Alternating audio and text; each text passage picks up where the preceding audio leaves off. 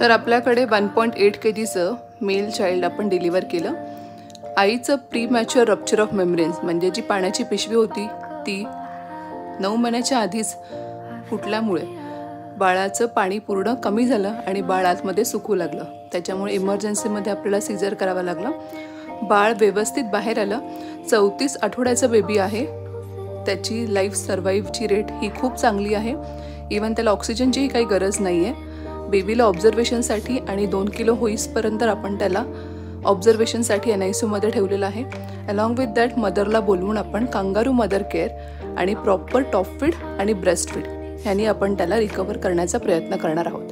I hope ही माहिती तुम्हाला आवडली असेल तर सर्वांसोबत शेअर करा. धन्यवाद. So mothers, be strong, be happy आणि लव्ह युअर चाइल्ड ऑलवेज.